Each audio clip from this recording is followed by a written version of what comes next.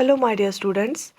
इससे पहले जो हमने वीडियो दिया था हिस्ट्री के रिलेटेड क्लास 6 एनसीईआरटी चैप्टर 1, आज हमने चैप्टर 2 और चैप्टर 3 को कंबाइन करके लाया है। ठीक है, इसमें सारे इंपॉर्टेंट पॉइंट्स हैं जो चैप्टर 2 और चैप्टर 3 में है और हम एक डिटेल डिस्कशन करेंगे इसका।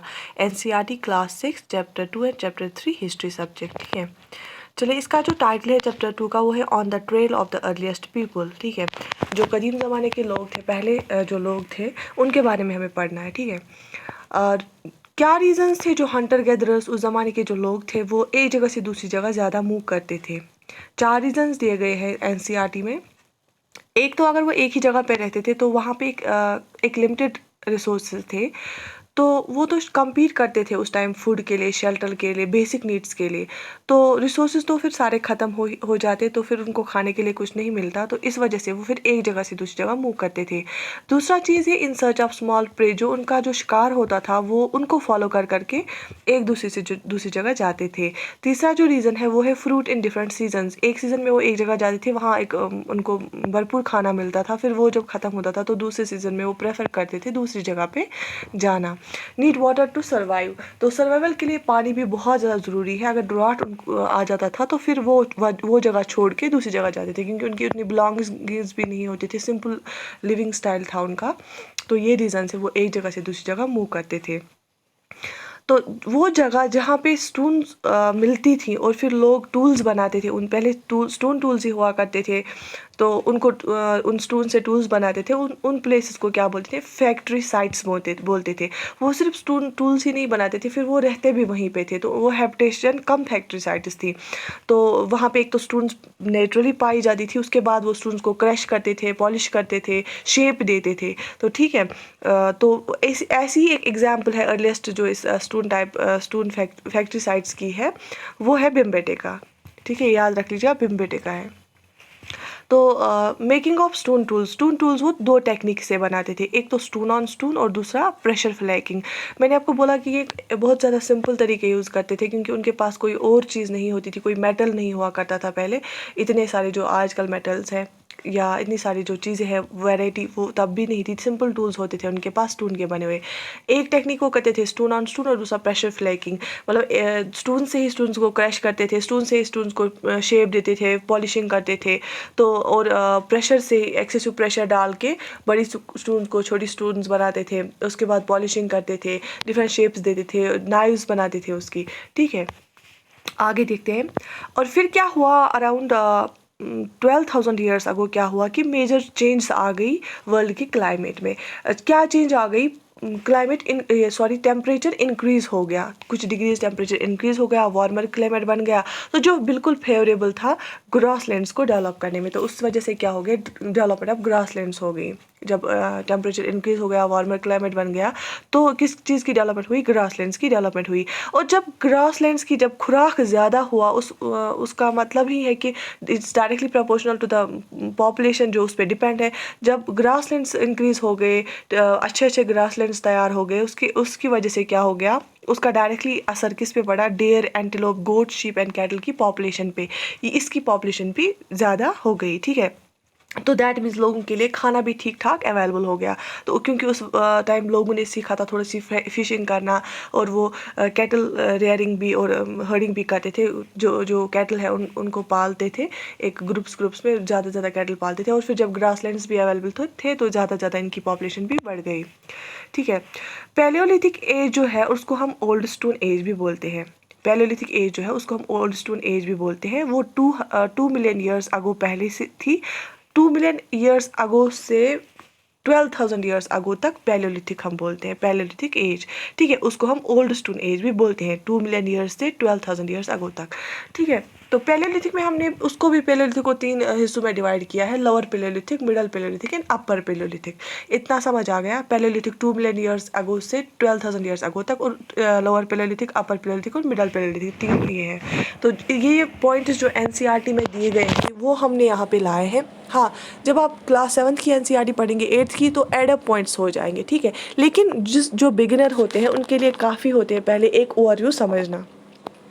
तो पैलियोलिथिक का आपने देखा, उसके बाद 12,000 ईयर्स टू 10,000 ईयर्स क्या हुआ? मेसोलिथिक एज आ गई। पैलियोलिथिक के बाद क्या आ गया? Mesolithic as. वो 12,000 ईयर्स टू 10,000 ईयर्स उसका ड्यूरेशन था। इस मेसोलिथिक एज को हम मिडल स्टोन एज भी बोलते हैं। पैलेलिथिक को ओल्ड स्टोन एज बोलते हैं और मेसोलिथिक को मिडल स्टोन एज भी बोलते हैं।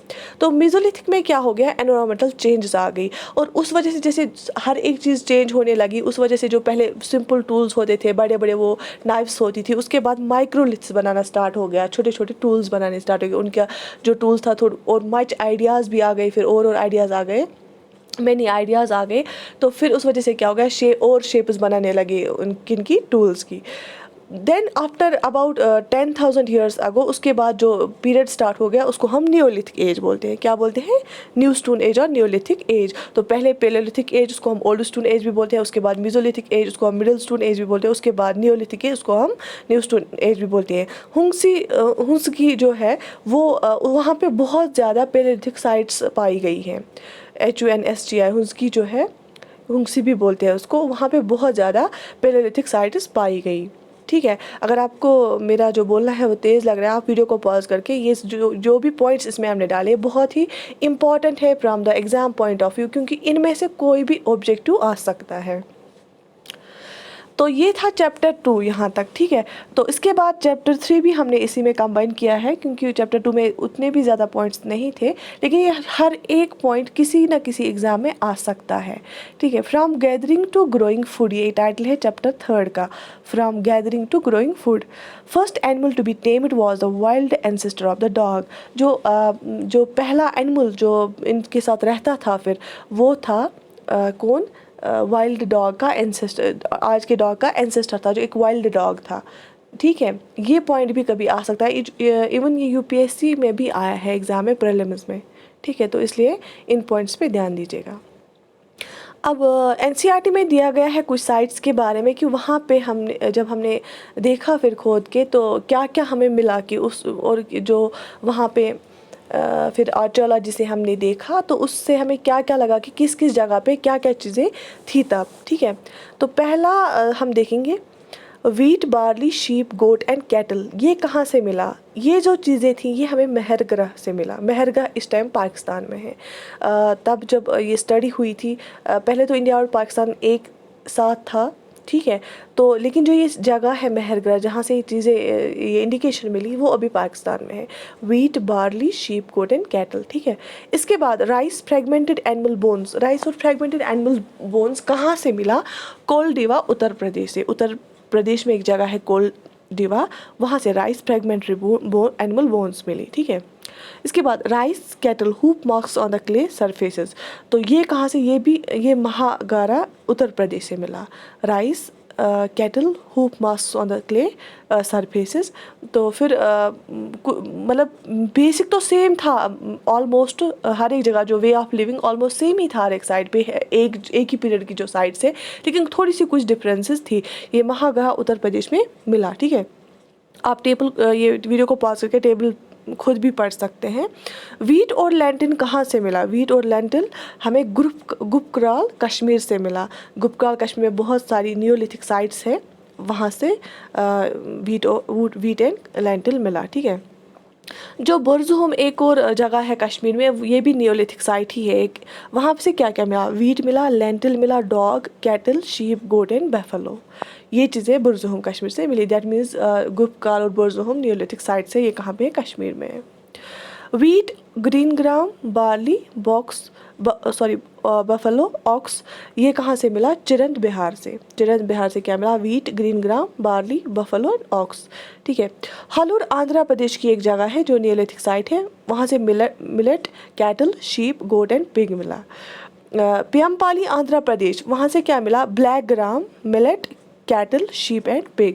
ये आपको थोड़ा ड्राई लगेगा, लेकिन ये बहुत ही ज़्यादा इंपॉर्टेंट है। यूजुअली क्वेश्चन इन्हीं से आता है, इन्हीं पॉइंट से क्वेश्चन आता है एग्जाम में, specially in preliminary examination.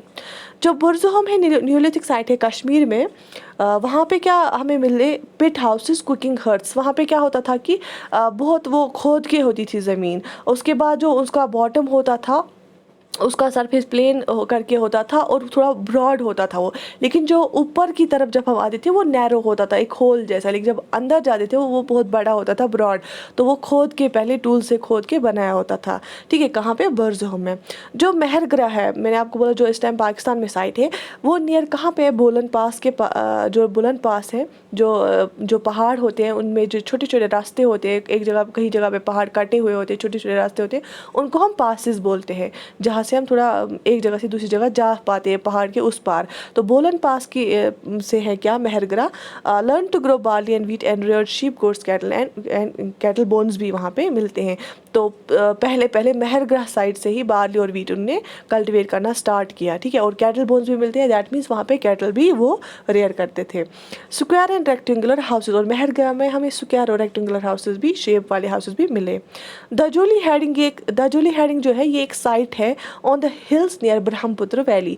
Brahmaputra valley हम बोलेंगे वो जो एरिया है जहाँ से रिवर ब्रह्मपुत्र बहता है, ठीक है। वहाँ पे दजोली हेडिंग एक साइट है, वहाँ पे भी हमें क्या मिले? Stone tools, motors and pastels. Stone tools मिले डिफरेंट शेप्स और साइजेस के, दैट मीन्स वहाँ पे भी बहुत सारे लोग रह चुके हैं इस पीरियड में। और वहाँ पे भी ग्रेन ग्रो होता था, क्योंकि वहाँ पे ब्रह्मपुत्र, मैंने बोला ब्रह्मपुत्र वैली है, पानी भी अवेलेबल होगा और फर्टाइल लैंड भी ऑब्वियसली होता होगा पहले से ही। जडेटा, JADEIT, जडेटा स्टून में have been brought from China. तो एक किस्म की स्टून थी, ये बोलते हैं कि शायद इन्होंने ये चाइना से लाई थी, कुछ स्पेशल स्टोन, तब तो स्टोन्स ही हुआ करती थी। एंशिएंट वुड एंड पोट्री भी मिलती थी वहाँ पे। ये कहाँ पे? हेडिंग साइट, दजोली हेडिंग साइट पे। Ancient wood and pottery. Neolithic sites cattle हैंक, न्योलिथिक साइट्स पे और क्या मिलता था? कैटल हैंक बोलते हैं, एक टूल मिलता था, फ्लिंट मिलता था, कौरीज और शेल्स। और जो कैटल हैंक है बोलते हैं कि ये टर्की से लाया गया था। कहाँ से? टर्की से लाते थे। फ्लिंट जो है वो सीरिया से लाते थे। कौरीज जो है वो रेड सी से लाते थे। शेल्स है मेडिटेरियन सी से। इवन कभी पहले क्या होता था, जब मनी सिस्टम नहीं था, हम कौरीज और शेल्स को क्या बार्टर सिस्टम में जब प्रॉब्लम आती थी तो थोड़ा सा एक वाइडली एक्सेप्टेड वो मीडियम ऑफ एक्सचेंज हुआ करता था, कौरीज शेल्स। तो कौरीज आपने देखा होगा वो सी शेल्स जो होते हैं, तो रेड सी और मेडिटेरियन सी से मिलते थे वो। तो दैट मीन्स कि कुछ मुझे लगता है in exchange of some goods, तो उसके बदले में दे के वो लोगों के पास, दैट मीन्स कि वहाँ से यहाँ तक पहुँचे थे। तो ये बहुत ज़्यादा ज़रूरी है। कैटल हैंक टर्की से, फ्लिंट सीरिया से, कौरीज रेड सी और शेल्स मेडिटेरियन सी। तो ये बहुत ही ज़्यादा इंपॉर्टेंट है from the prelims point of view.